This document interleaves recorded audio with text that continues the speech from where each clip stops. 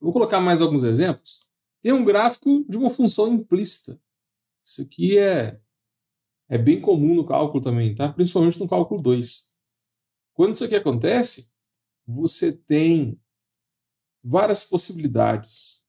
O mesmo valor de x, ele tem duas correspondências com o y.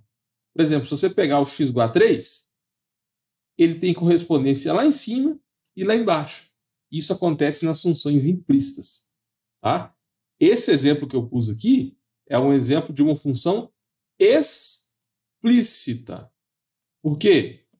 Cada valor de x tem um único valor de y. Ok? Essa é a principal diferença.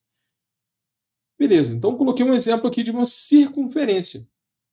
Circunferência é um gráfico clássico também. Normalmente cai, né? Limite, derivada, integral de circunferências, de função implícita. Vou colocar mais um exemplo aqui. É um gráfico em 3 dimensões. Então começou a ficar mais divertido, né? Isso aqui a gente estuda mais lá no cálculo 2. Agora aparece um eixo a mais. Além do eixo x e do y, a gente tem aqui o eixo z. Esse gráfico aqui, ele é chamado de paraboloide elíptico. Um paraboloide elíptico. E esse tipo de gráfico é muito comum no cálculo, tá? Perceba que, por que ele é chamado de paraboloide elíptico? Porque você tem parábolas, tá vendo essa parábola que eu coloquei, que eu destaquei em laranja? É uma parábola. Aqui nesse outro plano você tem uma outra parábola. Então por isso que chama paraboloide, ele é formado por várias parábolas.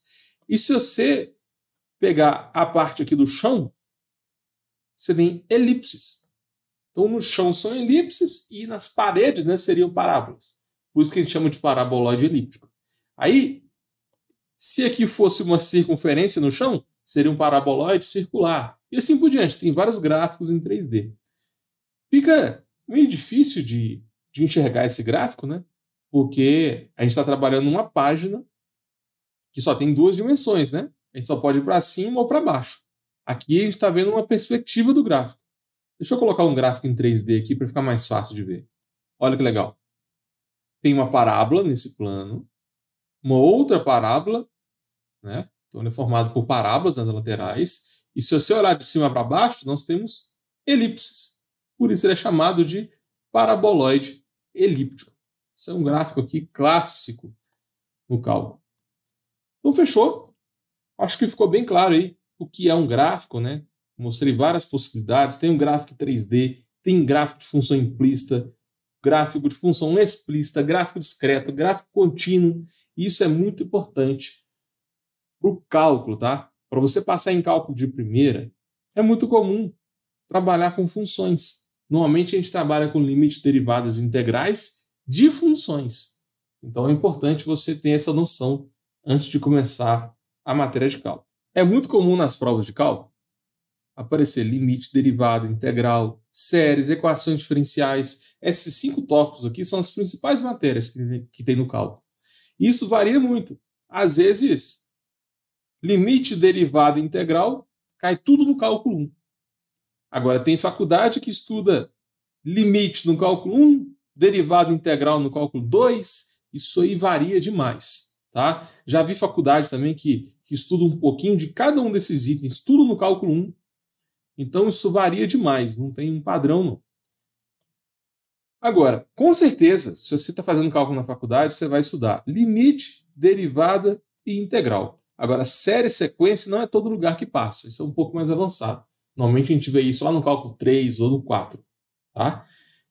E todos esses 5 tópicos trabalham com funções e gráficos. Sempre tem aquela interpretação gráfica e a gente sempre trabalha com funções. Então pode ter função de primeiro grau, segundo grau, pode ter elipse, parábola, hipérbole. Então o cálculo é como se fosse a continuação daquela matéria de funções do ensino médio.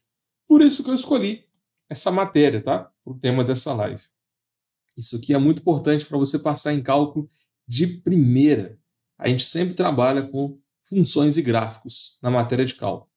E olha um exemplo, para vocês terem uma noção do que vai cair para vocês. Cálculo de área. Está lá uma questão na provinha de cálculo. Ele te dá um gráfico vermelho, que é essa parábola aqui. essa parábola aqui em vermelho, deixa eu destacar ela. Depois ele te dá uma outra parábola, só que de cabeça para baixo, né? Esse gráfico em roxo. E ainda tem uma reta. Olha só, tem 3 gráficos diferentes aqui. Tem o gráfico azul, o roxo e o vermelho. Aí, o enunciado vai pedir para você calcular a área em amarelo. Imagina, como que você vai calcular essa área aqui, gente? Tá vendo? Não é um exercício óbvio, né? Porque quando você tem um retângulo, base 10, altura 2, a área é 10 vezes 2 dá 20, né? Tá vendo? A sua vida era fácil, só que agora você tá no cálculo. As coisas começam a ficar mais divertidas aqui. Olha só, como que você calcula essa área em amarelo? A gente tem que usar uma matéria chamada de integrais. A gente trabalha com funções, com gráficos e com integrais. E fica tranquilo, porque parece que é difícil, mas não é. Se você usar o método certo, é bem tranquilo resolver essa questão.